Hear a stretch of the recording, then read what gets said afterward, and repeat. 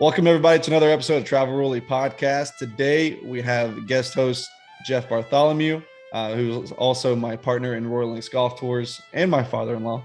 And then we also have Sheena Willoughby.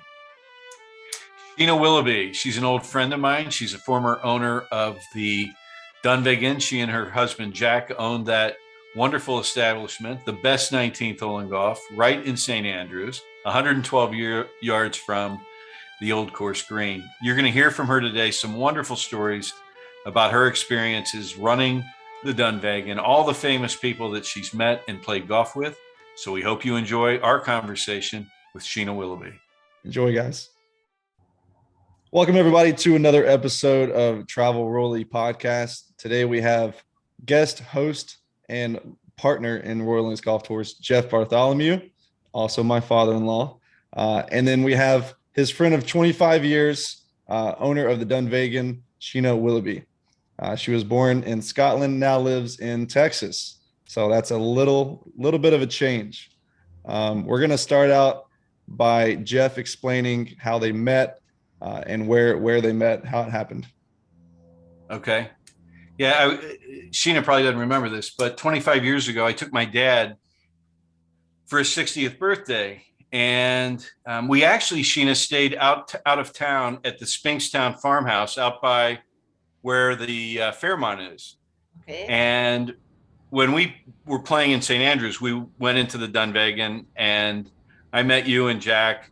And then the next year we came back, we stayed at the Dunvegan. And as you know, it seems like every year after that, I would stay at the Dunvegan, and they owned the Dunvegan until 2017. But every year I was there, I would stop there, including after I joined Murray. My first stop, Sheena, I don't know if you realize this, I would drive straight from the airport to the Dunvegan, get a drink, get something to eat, tour around the town, say hi to you and Jack, and then head up north because I wasn't going to be able to play that day up there. So the Dunvegan is and I haven't told you this either, Sheena, but if you think of all the bars I've ever been in my life, I've spent more nights in the Dunvegan than any other bar I've ever been to in my life because I've been there, hundreds of times. It walked through those doors hundreds of times. So Sheena, thanks for contributing to the economy. Sheena, tell us a little bit about the Dunvegan and your history with it, where it's located. Tell us a little bit about it. Well, goodness, where to start? The Dunvegan, it's located 112 yards from the 18th green of the Old Course. Jack and I mapped that out ourselves. We stumbled on that place early on in our relationship, and it became for us just a fun place to go and hang out. We were working up in Aberdeen at the time for an oil field service company, and we always just had an affection for the place. It was a good place to escape from Aberdeen, go down and just hang out in the bar. And we never really played much golf when we were down there, but we used to go just hang out, meet people in the bar, and have fun, really. Awesome. Jeff, what would you go to Dunvegan for? Were most of the times just to stay and then also to visit the bar there? Well, it's such a popular place. And if we couldn't get a room there, most of the time we were able to get a room. And they expanded across the street and acquired the flat for the Octoloni suite. So we would stay over there. And there were often times we would eat breakfast, lunch, and dinner there. But it's just a fantastic place. And the funny thing is, another quick story. I ran into Jack at the Masters about 12 years ago, I would say. And what happened was we were there on a Tuesday for the practice round. And I go up to the 16th tee, which is the par 3, and there are two little blue chairs with the Dunvegan logo on the back. I'm like, what in the world? How do I not have a set of these chairs, right? And there was no one sitting in them. So Jack comes over and sits down, and we talk for hours, it seems like. And one of the groups that came up was Ernie Els. And Jack stands up and extends his hand and says, "Do you remember me?" And Ernie Els goes, how could I forget? I think that was the drunkest night of my life. And they talked about hitting golf balls from outside the Dunvegan down to the 18th green at the old course, in the wee hours. So, wow. Yeah. And Jack is Sheena's husband, correct? For everybody. We'll mention him a lot.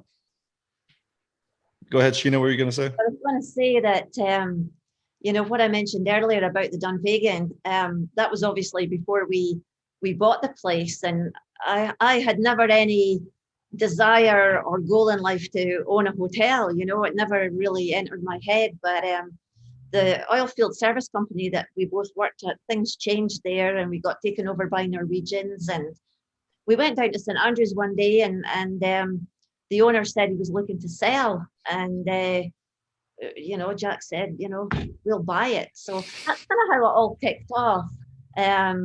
It wasn't anything that was planned, and it's amazing to me, even now sitting here today talking to you guys, how, this building back in 1993, 112 yards from the old course was affordable to, hardworking, normal people like Jack and I. We weren't, back then.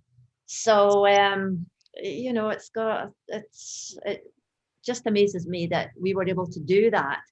And then, of course, that's when the journey really started, once we signed the paperwork and got the keys and looked at each other as if to say, well, here we go, clunk, click. Yep. Tell us a couple of the most famous people that you've seen come through the Dunvegan. Oh my goodness. We've been so fortunate. I mean, it's like golf unites, that. Mm-hmm. People from all walks of life play golf. And as Jack, he keeps telling me, when somebody famous was coming in, if we got prior knowledge or they just walked through the door, he'd always say, just remember, they put their pants on, one leg at a time, like everybody else, and he's sort of Texas drawl, I guess. But, we got the opportunity to meet so many people from the golfing world, the women's golf, the LPGA, the PGA, celebrities, and just famous people from all walks of life, from Clint Eastwood to Neil Armstrong. George Bush. Well, yeah, George Bush. I even met Bill Clinton, but I don't mention that too often. People like George Strait, just amazing stories. And actually, leading up to doing this with you guys tonight, I've been sitting all afternoon and just kind of making some notes, and it's amazing how the memories all start to flood back and things that you kind of forget. And then once the ball starts rolling, there's so many memories about the Dunvegan in the, almost 24 years that we had the place. And, I must admit it was bittersweet when we finally did sell, but it was time. It was, father time rolls on and you can't keep going forever. And, we felt we'd built the business up to as much as we could. And it was time for us to smell the roses, really. Yeah. Well, I'll tell you what, Hayden, what's interesting, I know you haven't been to the Dunvegan yet, but yeah, and for the listeners, it's been voted in various golf publications as the best 19th hole in golf. And I think most people would agree with that. But the other thing that's interesting, everyone that comes through there that's famous, it seems like, Sheena's had her picture taken with. And the walls and the ceilings are adorned with pictures of Sheena and or Jack with Arnold Palmer, Tiger Woods, Payne Stewart, George Bush, George Strait, all these people. And even more famous, my picture hung there. I sent her a picture after our first trip that said "to the best inn in Scotland," and I had all the guys sign it. and it was framed. And when you walked in the front door, right on the right at about 6 feet high, for over 20 years, our picture hung there. And I was in the most recent trip, they've taken it down and put kind of a montage of photos. So somebody more important. It's just the place to go in St. Andrews. So 2017 rolls around. You decide to sell, correct? Tell us, Right.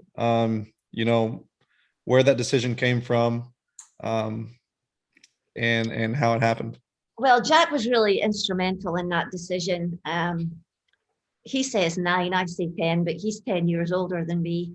And he just felt it was time. Like I said, we'd built the business up. We felt we'd done everything that we could do. We'd accomplished so much. And it was basically time to, I don't know if Texas was calling Jack back here or what it was, but we just felt we'd had the best time at the Dunvegan, and it was just kind of time to, what would he say, kind of pass the sword, or, just kind of take time and have happy memories and reflect on the Dunvegan. And Jack and I were hands-on. I mean, we worked hard, but it never felt like work because it was enjoyable to do. We loved what we did, and we were happy to be there 7 days a week. So it wasn't that it was hard. It was hard work, but it was enjoyable hard work. Mm-hmm. And we elected to be hands-on. We elected to be there 24/7. And, looking back, would I change anything? Probably not. I would admit that there was a lot of times that we decided not to go.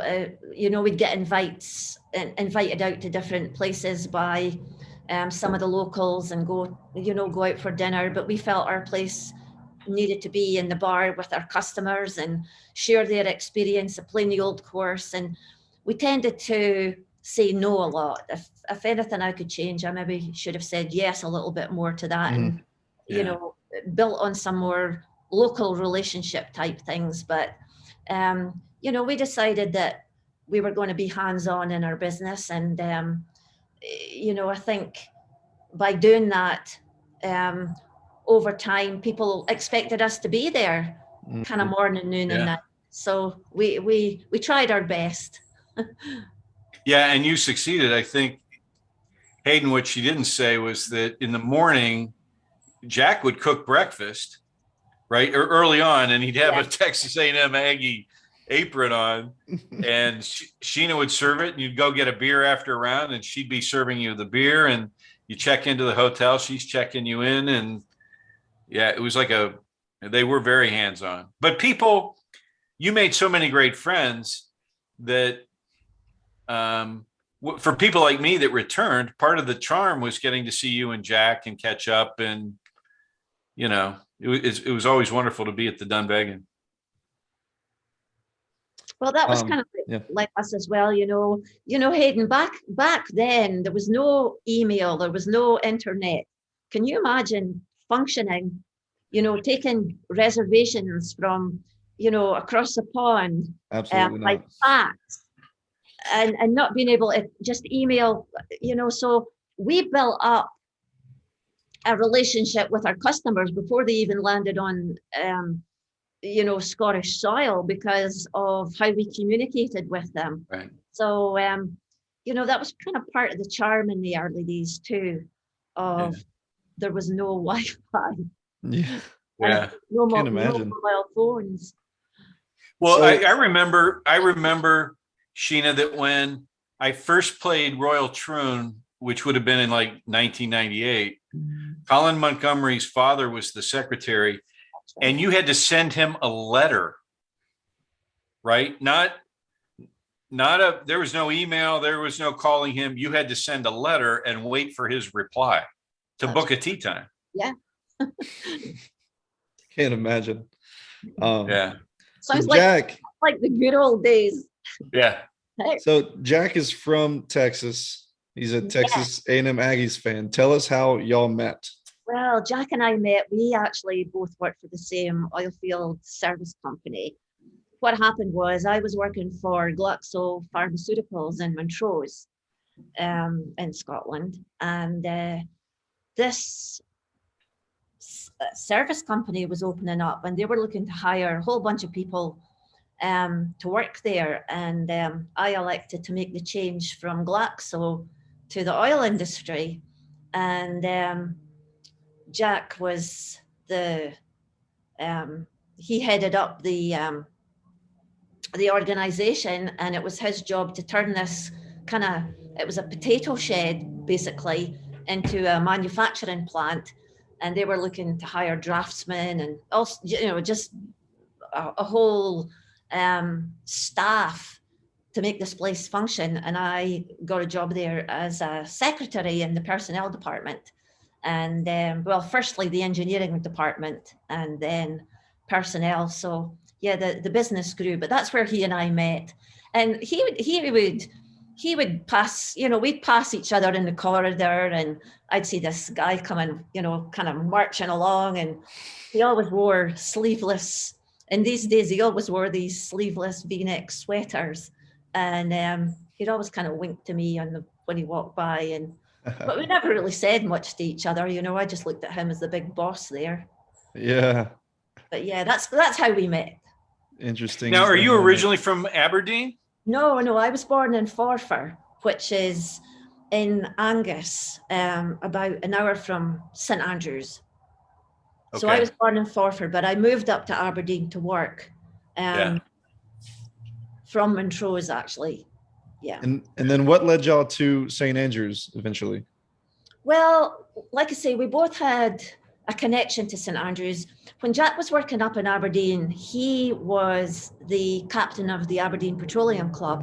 And it's hard to believe this. You would think this cannot be true. But back then, Jack would organise a coach with golfers on it, travel down to St. Andrews, this is a busload of guys, travel down to St. Andrews. They'd pull up at the old course, they'd go see the starter, tip the starter, some pounds, probably a lot, and they would all get out on the old course. And, so he had a connection to the old course way before I met him. And when Jack came over to Scotland to work, I mean, he was, that was back in the early 80s. And it was funny, they did a documentary about the Yanks coming over to work in Scotland in the 1980s. And it was on Grampian television. And when they did, it's really funny, but when they did the program, they had the music to Dallas on it, and it was, oh my God. And then here comes Jack. So, he was a bit of an American celebrity around Aberdeen at that time, and joined Croon Bay. And his deal was that if he was going to be in Scotland, he wanted to be part of the community, get part of the culture. So he bought himself a few pairs of tartan trousers and, started to play golf, and went to Glen Eagles with the Aberdeen Petroleum Club and the Aberdeen Oilmen's Association, and really embraced the Scottish culture as he saw it, drinking whiskey and playing golf. And going to football games, and I mean soccer games, and was a big supporter of Aberdeen Football Club. So, yeah, that's kind of how that started. Nice. Well, how did you learn? When did you learn to play golf, or how did you get into golf? Well, I never played golf. None of my family played golf. None of my friends played. I was a badminton player. And the funny thing is, it amazes me to this day that I can sit here thinking that I lived in Forfar, an hour from St. Andrews. And back in the day when Seve Ballesteros was on winning the Open in St. Andrews in 1980, I was totally oblivious to it. I hadn't a clue. And I actually got into playing golf was when I met Jack, and he and I started kind of dating, and we went and got a half set of golf clubs for me, and I joined Newborough Golf Club, and then subsequently Croon Bay, because I felt that if I was going to improve my golf, I needed to join Cruden Bay, because at that time Newborough was a 9-hole golf course. But it was him that got me started in golf. And now you're better than he is. Yes. Oh, you will be watching this. She's a very good golfer, I can assure you. There's several women golf clubs in St. Andrews. Which clubs are you a part of? Well, I joined St. Regulus Ladies Golf Club when I went to St. Andrews back in, 1993. And then just latterly, I was invited to join the St. Rule Club. So I'm a member there too.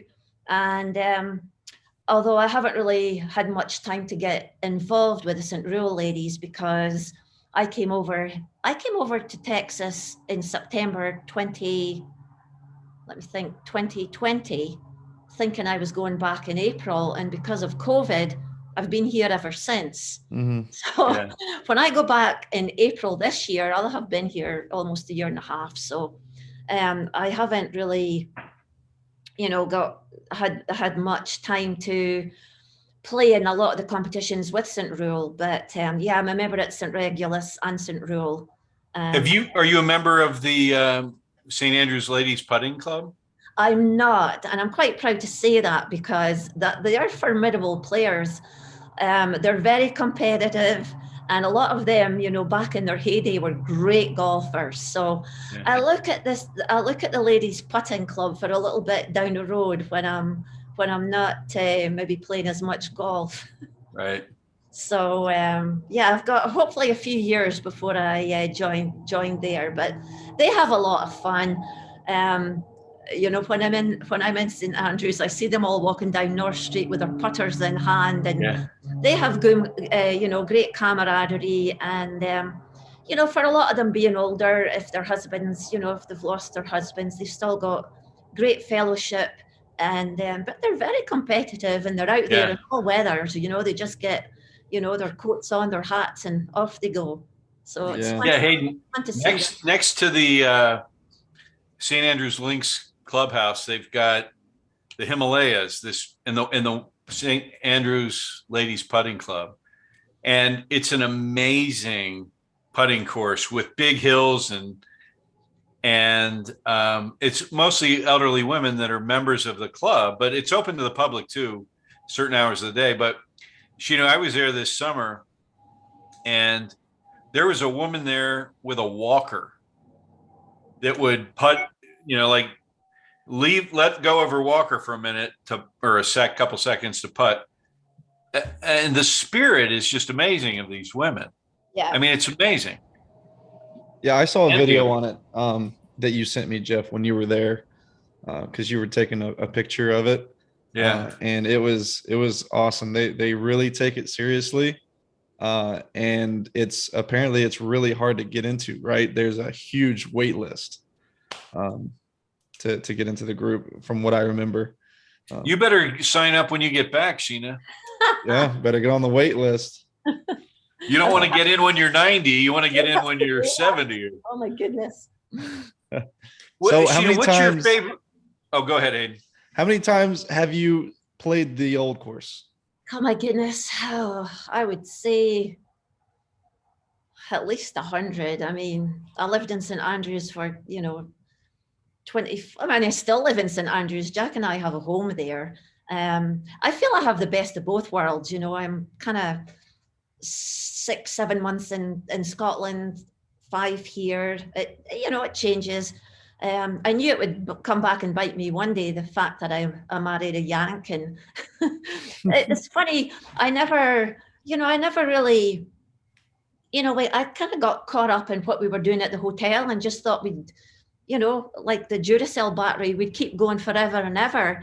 And it kind of was a shock to me when we did sell, and, I was, we were over here. Jack and I had a patio home in Houston for many, many years, and we would stay there for at least 3 months a year. I'd come in November. We were members at Champions Golf Course at that time, and I would come in for some R&R, and Jack would be at the hotel, and then we'd flip-flop, and then we would be in Houston for a month, and we'd come up to College Station and go to football games, and I never really saw myself actually living in the United States, so to speak. But as things have progressed, yeah, I am going to be over here, especially over the winter time. And I mean, I grew up in Scotland, so I kind of enjoy the cold days. It's clear blue skies, it's fresh, you get great walks along the beach. I don't mind the winters in Scotland, but having said that, it's kind of nice being here over November, December, and January when it's dark and can be miserable in Scotland, and be here and play golf in shorts and short sleeves. So, like I say, I feel I get the best of both worlds, but Yeah. I'm still very much involved. Jack and I maintained an interest in the Dunvegan, as you know, and we're still shareholders and directors. And I still do some social media work, marketing for the hotel. I communicate with Lucy and Luke, more Lucy, on a month to month basis. So that's exciting for me. So, like I say, I feel like I've still got the best of both worlds, but enjoy being in Texas, but look forward to getting back. What do you miss most about Scotland when you're in the States? What do I miss the most about Scotland? Walking. I find here I get spoiled. I'm playing a lot of golf now, but I'm running around in a golf cart, and I think, golly, when I get back to Scotland and tee it up, I'm going to be walking 18 holes, 4 or 5 days a week. Yeah. It's just a different lifestyle here, whereby you get in your car, you get in the out of the garage in your car, you go to the supermarket, you come back. I don't seem to walk as much as I used to. So I would say walking's something to look forward to when I get back to Scotland. That's not what I was expecting. Well, when Tina and I were there, we would take that walk around the perimeter of all the courses in St. Andrews. Mm-hmm. Like you literally walk all the way around. Yeah. And it was amazing. So it's not unanimous that the old course is the best course in St. Andrews. Some people think it's the new course, but what's your favorite course amongst those courses in St. Andrews? Well, I've always enjoyed the new course, but as many times as you tee it up on the old, it's always special. Yeah. Just the history and walking, your heart's beating a little faster. Walking down the first fairway of the old course, and it's just unique. And I've been out there and playing and being on, like the double greens, and it's amazing the people that you see out there too, because I've been out there and Ricky Fowler's been on the second hole, just walking up the fairway as I'm coming down 16, and he had a pool cart, and he's with one of his buddies, and they're just playing the old course like two guys. Happens to be Ricky Fowler. It's just amazing. It's just unique. And coming up 18, looking at that view coming up 18, you hit your tee shot and then walk across the Swilcan Bridge. And the one thing that really irritates me that the Links Trust have not done is ban push trolleys going over that bridge. It just seems sacramental to me that they should not be doing that, walk around the other way. But to walk over the Swilcan Bridge and up 18, and you think of all the great people that have done that over time, and that's what I mean. That's what's special and unique about the old course, is that people take their dogs with them. Sunday, it's still closed for play. People are out. It's like a park. People are out there with their kids and their dogs, and it's unique, and it's available to the common man, the common golfer, that they can play. One of the most famous golf courses in the world, and it's accessible to them, whereas Augusta is not. Pebble Beach maybe is not. So that's what makes the old course special. I just love it. Yeah. I think I feel the same way. I've played it 9 times now, and you're shaking on the first tee. There are people standing around typically. Um, and there's something magical about the place. But I will say, for those of you that haven't gone, they've got 7 courses there. I've played all of them. And you know, this year I played the Eden for the second time. I played it a couple times. I really enjoyed it. It's a beautiful walk. You're out by the sea. And the new and the Jubilee and the Castle and Strathtyrum are nice. I have no problems with any of them, right? I mean, given the choice and an unlimited budget, I would pick the old course, but they're all fun. So what's your favorite golf course in Scotland? Is it St. Andrews, or do you have another favorite? Well, I enjoy, I mean, so many favorites, from, how can I name them? Dornoch has to be up there. Royal Dornoch, Kingsbarns, Crail. I love Crail. They were really kind to me. Crail offered me an overseas membership, knowing that I would be in Texas, part of my life. So it's funny. I have an overseas membership at Crail because I'm over in Texas, but I have an overseas membership at Champions in Texas because they know I'm over in Scotland. So go figure. That's great. Best of both worlds, like you said. Exactly. That's funny. Awesome. So the new course, Dumbarnie. I know Jeff's got to play it and you got to play it as well. How does that rank in your courses in Scotland? Well, I would be able to answer that probably another time, to be honest. I've played it twice. I really enjoyed it. But when I played it, it was more or less just open. And like I say, the clubhouse is open now, and I think it takes time for a course to settle in as such. But excuse me. But at the same time, what I would say was, look at Dumbarnie. They had the Women's Scottish Open there, and that was a big hit for them to get the Scottish Open so early. After the course opened up, and I just thought it was great. And of course, it was Ryan O'Toole that won. It was her first win. So, great for her to play such a new golf course. Although I did think at the time also that, Kingsbarns is just sitting there and it's just such an amazing golf course. But, they have the Dunhill, they've had the Women's British Open there. So it's good to spread it around, really. And great for St. Andrews and surrounding courses to host these amazing events, really. Right. Well, I'll tell you what, you brought up the Women's British Open. Mm-hmm. I know you're a big fan of the LPGA and the LET, and so am I. I love watching women's golf. Yeah. And you've really been blessed with having Stacy Lewis and Lorena Ochoa come in after they won in St. Andrews. Mm-hmm. How does that make you feel to be able to host? I mean, that's just amazing to me.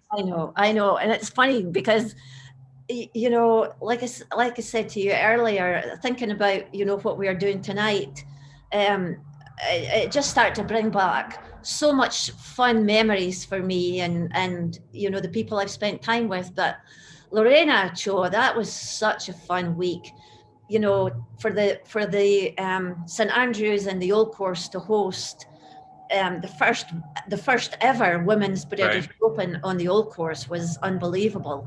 And we were very fortunate to have Lorena Ochoa and her whole family, her whole entourage staying with us, her aunts and uncles, her dad. And Lorena actually stayed in the guest house next door, number 5 Pillmore Place. But because it was quieter there, she could get sleep, the bar was busy. And I brought back a whole bunch of Mexican flags from Texas with me, and we had the bed covers all with flags on them, like made into bed covers. We had, red, white, and green balloons all over the bar, and it was just amazing to have Lorena stage. She was just so nice, so charming, and what a golfer! I mean, I know, unbelievable. And all her family, they just brought another level to women's golf, because when they were out there, every time that she made birdie, it was like this eruption of noise. These Mexicans are passionate and loud, and it was just an amazing atmosphere. And she came off the ninth one time, and she said, "Oh, Sheena, I need more birdies. I need more birdies." And then, of course, when she won, it was just amazing. And she invited me to Mexico, to Guadalajara, to her country club there. And I went, and I didn't play golf with her, but she hosted a tournament there, and I stayed in the same hotel as the players. She organized all that. And, I traveled with the players back and forth we had like a police escort from the hotel to the golf course and back every evening. And wow. She was such a perfect host, and it was amazing memories. But the funny thing was, one of the stories in the bar was that we'd replay her winning on 18. So it was kind of like the bar was noisy and loud, and everybody was like, shouting the Lorena Ochoa. And then when it got to the part where she was about to hole out on 18 to win, you could hear a pin drop in the bar. It was like I had my arms up, like, quiet, please. Like I was on the golf course. I had my panels, quiet, quiet. And then whoosh, you couldn't hear a single nothing. It was quiet as could be. And then she holed the putt, and then it just erupted into noise, and da da da da da da da da da da da da da da da. And we had a piper in that actually tried to play that, and Lorena's dad, he was making margaritas, and it was such a fun experience. And Alejandro, her brother, I mean, the whole Ochoa family are just class people, and it was a dream come true. And then, of course, Stacy Lewis, Lorena retired from golf, and Stacy Lewis, her mom and dad contacted us, and she wanted to stay where Lorena stayed, because if Lorena won at the Dunvegan, maybe she would too. So that's the connection with Stacy, and of course, she went on to win as well. So, and she stayed at the Dunvegan as well? Yes, she did. They stayed at the Dunvegan, her mom and dad, and that's awesome. It was a really fabulous week, because Stacey brought with her some of the other players, Brittany Lincecum, Brittany Lang, who'd won the US Open, and of course, Brittany Lincecum, a phenomenal player. I just love to watch her play golf, and it was such a fun week. And the thing about, I don't know why it's been that for us at the Dunvegan, but it's like we just seem to have this affiliation with the Americans more so than we did the LET players for some reason. I can't explain why, but we've always had such fun. And of course, after Stacy won, they had to wait for the points to be determined as to who was going to play in the Solheim Cup. So after Stacy won, all the American players came into the restaurant at the back of the hotel, into the Claret Jug, and it was everybody from, Julie Youngster to Michelle Wee to Paula Creamer and Stacy's mom and dad, and just everybody that you could imagine in American women's golf. And they were talking about the Solheim Cup, and it was just great for me being in there, kind of being a fly on the wall, and they all ordered beer and pizza, and it was such a fun time. There's stories I could tell you that, are hard to believe. It's hard to believe that it even happened. But well, so who do you root for? Do you read in the Solheim Cup? Do you root for your? it's always a challenge for me. I put too much pressure on myself, but I can't not apply. I can't not pull for the European team, because I've over years I've got to know Mickey Walker, who was Solheim Cup captain, Solheim Junior Cup captain. Some of the players. So how about I what? can't go for them. But so when I got the Solheim Cup, I wear red, white, and blue, and I wear blue and yellow. Well, how about what Anna Norquist did a couple of years ago in the Solheim Cup? How that was like one of the most amazing moments in golf when she sunk that putt. Well, that was no, you're thinking. Oh, Pedersen. Yeah, Suzanne Pedersen. Suzanne Pedersen. I'm sorry. I was so happy for her. I mean, that was just amazing. And then she dropped the mic and retired. She did. Right? That was amazing. She's back. She's coming back now. Is the Solheim Oh, Cup. is she really? Yes. Oh, the captain. Yeah, but she's not playing, right? No. Well, I don't think she'll play, but you never know. I've got a question for you. You were talking about the Claret Jug restaurant and the people that you've had there. There's a picture hanging in the Dunvegan of, I want to say it's you and Jack with Payne Stewart, Tiger Woods, Mark O'Meara. I think that's back when they used to fly over to Ireland and practice around Waterville and then fly over. And that must have been like right before Payne Stewart's accident. That photograph was taken. No, that photograph was taken quite early on when Jack and I first took over the Dunvegan. And it's Tom Kite, let me think, Freddie Couples, Tom Kite, Steve Elkington, Payne Stewart, as you mentioned. There's somebody else on there. I'm trying to think who it was. But that's back when they used to come and play in the Dunhill as well. Okay. Yeah, but that was one of our first photographs. And what happened was the caddies were in the bar and they went and told their golfers that, hey, there's this Yank that owns the bar up around the corner. So it was their caddies that kind of brought them in. And that's a special photograph, obviously. The other that you mentioned the caddies too, and Hayden, this is kind of interesting. In the mornings when we would get up and go down for breakfast, I don't know if they still do it, but you used to feed the caddies. Like they would stop in and get like a breakfast sandwich or a bacon roll, right? Yeah, well, we always felt and still do that the caddies are a huge part of the culture of St. Andrews. And back then, I keep, referring to the good old days, but back then there were such characters, and I don't know if they ever ate from one day to the other, but, Jack would give them a, coffee and a bacon roll, and, they'd come in there and hang out before they went down and hopefully picked up one of a golfer.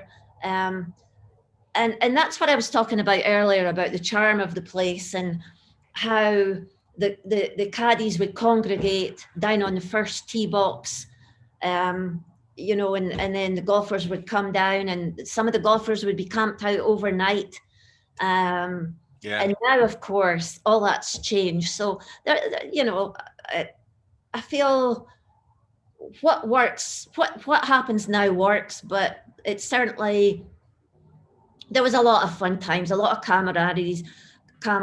There was a lot of friendships, lifelong friendships made when these guys would camp out all night, and then in the morning, they'd be hoping to be in the singles line to get out, and then the caddy would be there. And I don't know if you remember Mary Tattersall, but she and I would go down with a big pot of coffee. Oh yeah, I remember Mary. Yeah. Sometimes 5 o'clock in the morning, and we'd have hot coffee, and we'd give hot coffee to the guys that had been camped out all night, and we had such fun. We made it fun.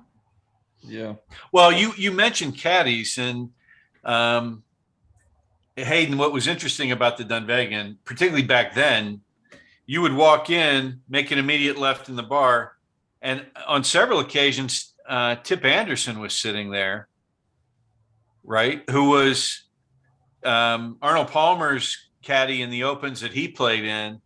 And at that point, when I saw him, he was an elderly gentleman at that point. And there's a plaque there they had a seat reserved for Tip. Yeah. I mean, how special is that?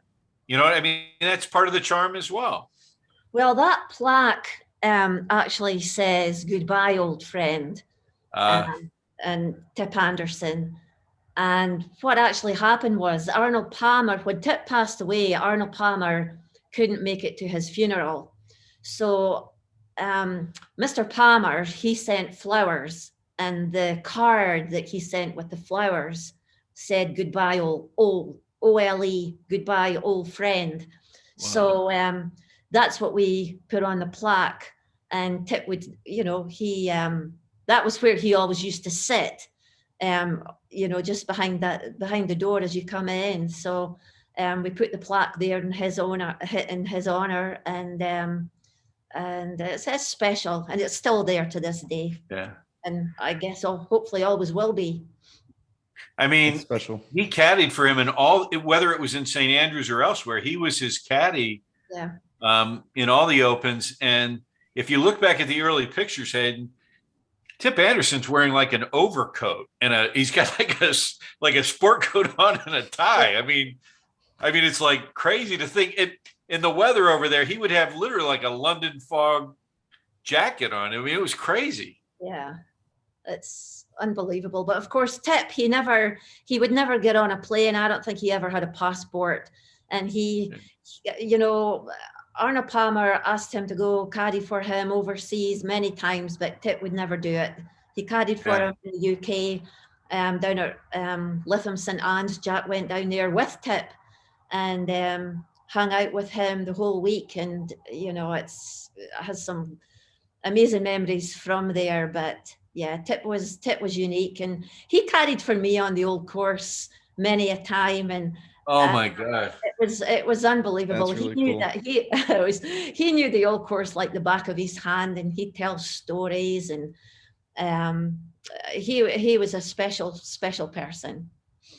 Well, I'll tell you, you're blessed to have had that opportunity, but I think everyone who goes through the old course, particularly the first time, and preferably every time, takes a caddy, because the stories, their knowledge, it's invaluable to playing while there, particularly the first time.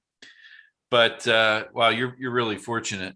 We were talking earlier about women's golf, and I see on social media that you've got a relationship with Nancy Lopez, who's one of my favorite all-time golfers. How did your relationship with Nancy Lopez start? Well, the relationship with Nancy Lopez, it's again just unbelievable. She brings people together from all walks of life who want to go on golf trips. Not predominantly women, but mixed, along with two LPGA coaches, Sue Powers and Teresa Zamboni. And she started this Nancy Lopez Golf Adventures, whereby, like I say, she would take people on trips. And she had a group of golfers that were over in Scotland playing, staying at the Fairmont Hotel. And they all came down to the Dunvegan one night and were hanging out in the bar. And that's where I first met Nancy Lopez. And of course, we had a picture taken, for the bar. And I went out to watch her play the old course the next day. And, the sad thing is that when I was kind of growing up and playing golf and getting started playing golf, all the time Nancy Lopez was playing golf, I was kind of oblivious to it because I was working in the Dunvegan for 25 years. Yeah. And I missed out on so much of Nancy Lopez playing golf. To this day, I don't understand why, but that's just how it was. But of course, I knew the name Nancy Lopez. So anyway, I went out to watch her play golf, and we just kind of formed a relationship. And she invited me that day to, go up on the Swilcan Bridge, have my photograph taken with her. And it's a photograph that I treasure to this day. And, I just thought that she, the one thing, if anything, Nancy Lopez and I have in common is that she and her team try to just unsurpassed customer service. And that's what I felt that Jack and I try to do with the Dunvegan, surprise people with the customer service that we provide, thinking, wow, I wasn't expecting that. And the people that I talked to that was on her trip just said, the camaraderie, the fellowship, it was just a fabulous thing to be a part of. So subsequently, I signed up to go to Ireland on one of her golf adventures. And that kick-started, hopefully now a lifelong relationship with her and her team. I went there, we played Ballybunion, we played Waterville, we played Killarney, stayed in Killarney at the Killarney Hotel, Tralee, trying to think what other course we played. Waterville, Dukes. Waterville, we played Waterville. I loved playing there. And I was scheduled to play with 2 people. And then Nancy Lopez rolls up and she played golf with us. So I got to play golf with her, which was amazing. Wow. Never expected that. And she's just a super, super nice person. And, she helps you with your golf game and she does clinics. And, she's just the Arnold Palmer of women's golf. Yeah. She can't do enough for you. And subsequently, I've gone on to 2 other trips with her to Florida. And this year, because I was in Texas, I'm not getting back to Scotland, she did another golf adventure to Colorado, where she has a home. So I was able to do that trip this year, and I just had an amazing time. She invites everybody to her home and cooks dinner. And wow. I mean, what she does, her and her team is above and beyond. And I just love Nancy Lopez. And in fact, next week I'm going to Florida and I'm going to spend, a long weekend with her and her team. There's about 20 people going, and it's just going to be an amazing time. And I'm so looking forward to it. Wow. I had no idea that you guys had formed that kind of relationship, but it's amazing because I know, Hayden, you're a little young, but in the 80s, Nancy Lopez was it. I mean, she won everything. And there was a stretch of time where, she was the number 1 player in the world, or that predates when they had the number 1 ranking, but she would have been the number 1 player in the world for a number of years consecutively. She was amazing. And to your point, she's literally the Arnold Palmer of women's golf. She's amazing. Everybody loves Nancy Lopez. And, I was at the Solheim Cup at Glen Eagles, and she was there. And, after the Solheim Cup, she came and stayed at the Dunvegan for a whole week. And, it's hard to believe, but, she could have stayed anywhere. Nancy could have been in the Old Course Hotel, her husband, Ed, but they elected to stay at the Dunvegan.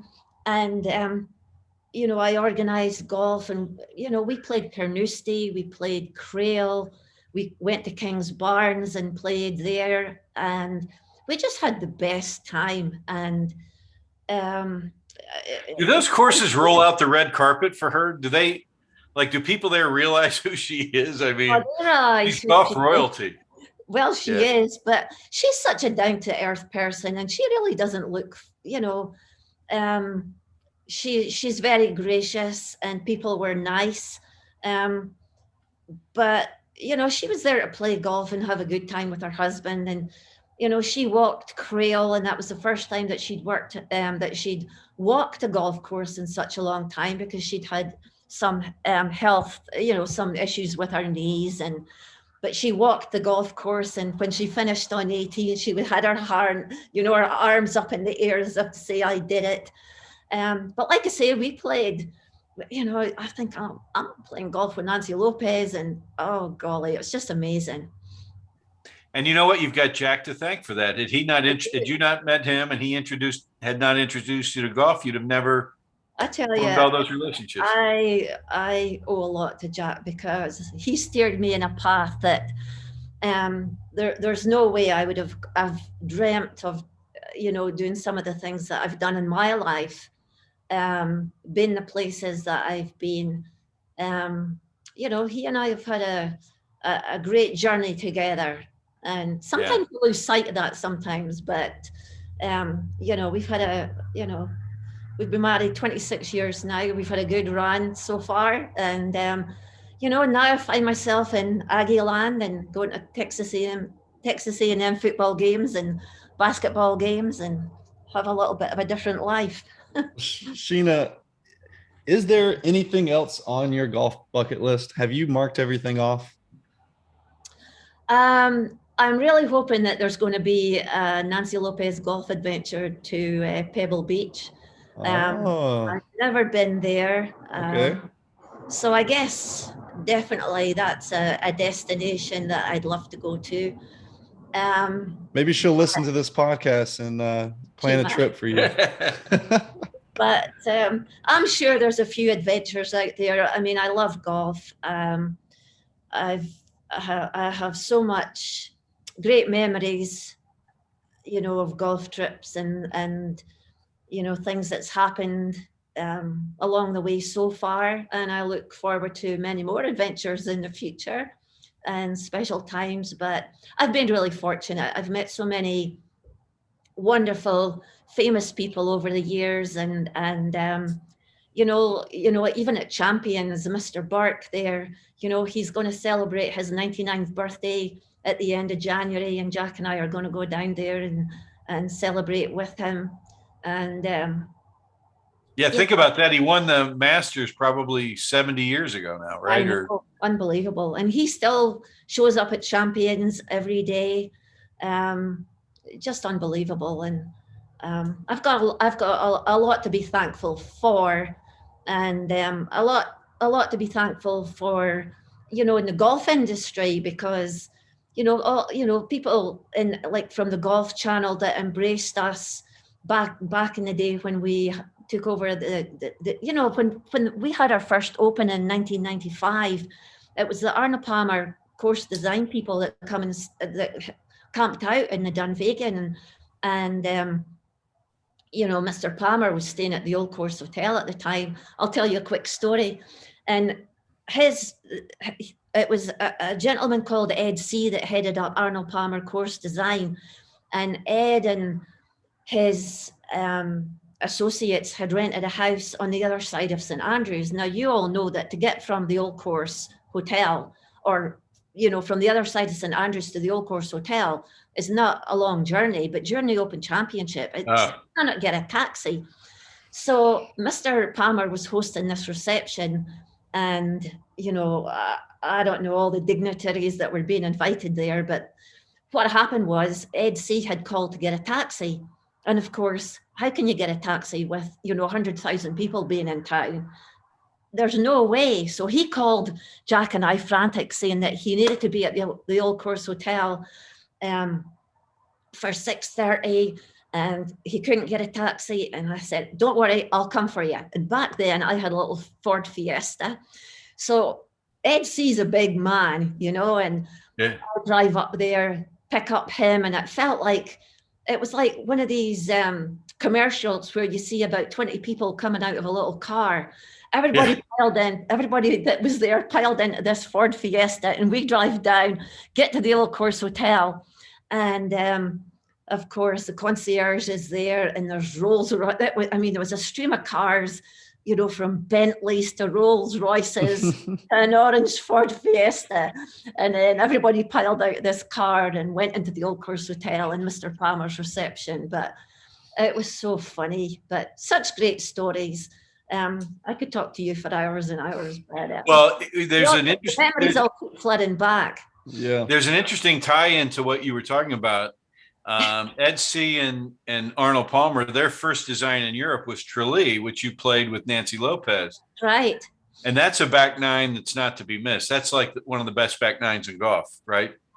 And of course, there's the statue as well of Mr. Palmer there too. So yeah, it's amazing. It's like it's like one of these dot to dot books, you know, just joining up all the dots and how Yeah. connections are made through golf and how golf unites people. And then you don't see people for years and years and years, and then something happens and then you reconnect again. So it's a special place, St Andrews, and it's been a really special place for Jack and I. Well, Sheena, we're gonna have to have you on again because it sounds like you have a whole nother podcast for us of stories that we need to hear. So we'll definitely have you on again. We'll have to get Jack on as well that next time. We like to end it off with this question with a lot of people is for people who are coming to St. Andrews for the first time, what advice would you give them? I would say if you're going to come for a week, come for 10 days. And I would absolutely tell them to travel with travel royal. Travel royally. There we go. Travel royally. You're the first person to get that answer right. And stay at the Dunvegan.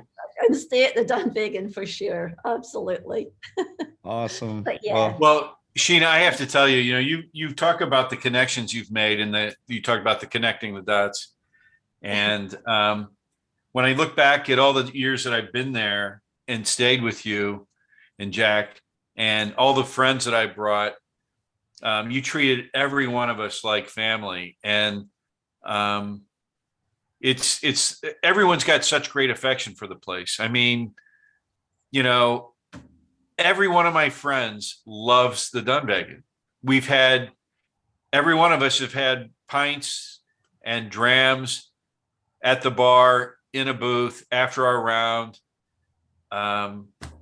You guys have been the most gracious hosts. We, you know, and when you sold, it was really a sad day for us because it's in good hands. Don't get me wrong. And you know, having been there since you've left, it's in very good hands. But I just want to say thank you. You treated my friends and I like family, and we'll never forget it. Well, thank you. I really appreciate that. And, you know, the one thing I would like to say is, like, to add to your sentiments, is that I really feel that Luke, you know, Team Dunvegan, Luke and Lucy, Linda, you know, our staff have really stepped up. And I'm just so happy when, you know, even now, when I'm traveling and meet customers and talk to people that have been there recently, that, you know, there is positive feedback and that they're doing an amazing job over there and continuing the legacy of Jack and I and what we instilled in them as customer service and how to treat people and to remember, you know, every day that it's you know, somebody's first time being there. They've never been there before. They may never get back. And we had customers that could, you know, that were fortunate that could come every year, every 2 years. But for some people, it's a one-time deal. And it's good to know that they're looking after. And the one thing also, I think I'm really looking forward to also is that when I do get back, is that they've continued the legacy of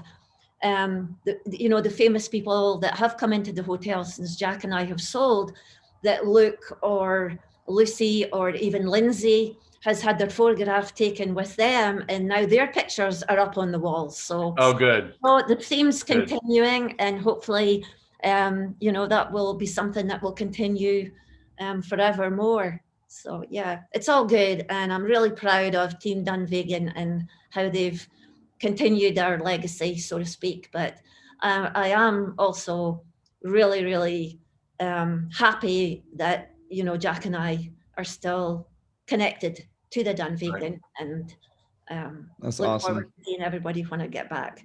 It's been a pleasure and an honor having you on. Jeff, do you have anything else for her? No. Anybody else? Well, thank you so much. Hopefully soon we will have you on again. We definitely have to. It was definitely a pleasure. I loved having Jeff on as well. The connection that y'all have from the last 25 years is unmatchable. So thank you so much. And till next time. Thank you. Thank you for having me. Well, that was amazing. the stories and connections that Sheena has made over the years is incredible. You can definitely tell how different people have touched her life and how she's touched other people's lives. I know Jeff says that she always treated them like royalty, and was always a pleasure to be around. If you enjoyed this podcast, please hit the share, like, subscribe, and follow buttons. Hopefully we will have Sheena on again. And until next time, guys, see you next Wednesday.